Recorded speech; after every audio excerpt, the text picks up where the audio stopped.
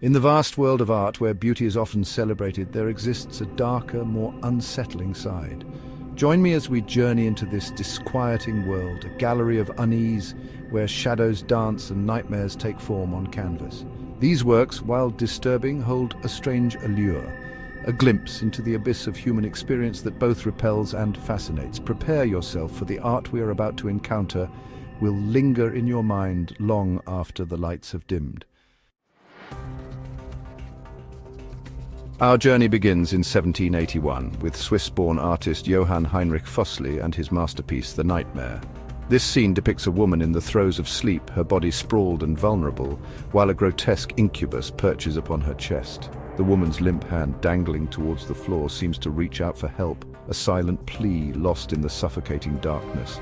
The creature itself, with its bulging eyes and menacing grin, revels in the woman's torment.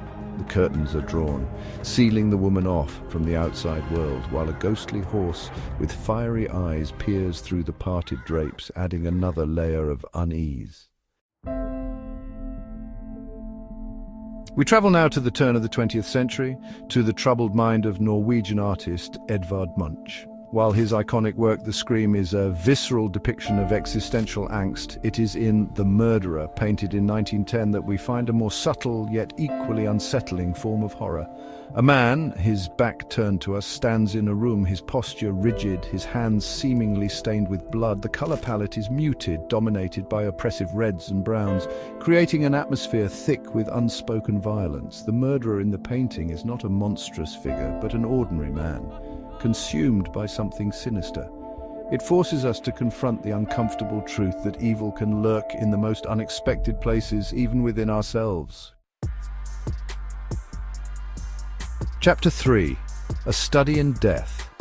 Our exploration of the macabre now leads us to the studio of French artist Théodore Géricault, a man with a morbid fascination for death. His 1818 work, Severed Heads, is a brutally honest, unflinching study of mortality, rendered in stark detail. Géricault presents us with the raw, visceral reality of severed heads, their faces frozen in a grotesque mockery of life.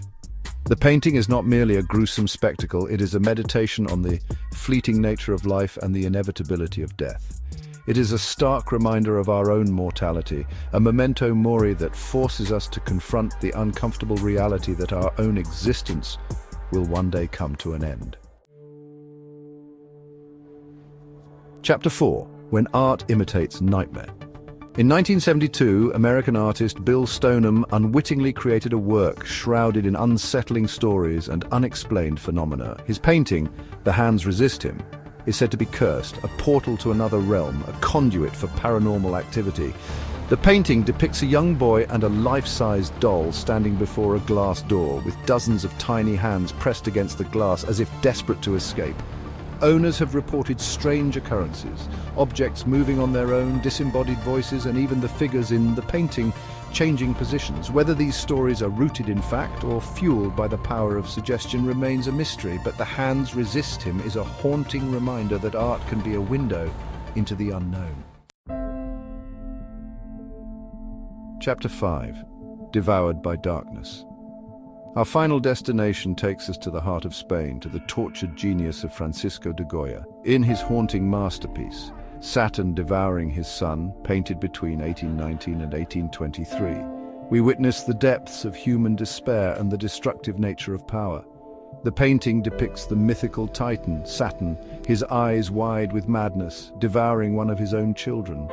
Saturn, his body contorted in a grotesque parody of fatherly love, seems driven by a primal fear, a desperate attempt to preserve his own power by consuming his offspring. Saturn Devouring His Son is not merely a depiction of a mythological event, it is a reflection of the artist's own inner turmoil, a stark reminder of the darkness that can consume even the most brilliant minds. As we emerge from this gallery of unease, the images we have witnessed linger in our minds. The artists, through their mastery of technique and their willingness to confront the darkness, have forced us to confront our own fears and mortality. These works of art, while disturbing, serve as a testament to the power of human creativity, a reminder that even in the darkest corners of our imagination, there is something to be explored. They stand as a testament to the enduring power of art to provoke, to challenge, and to remind us that the world is a place of both breathtaking beauty and unsettling mystery.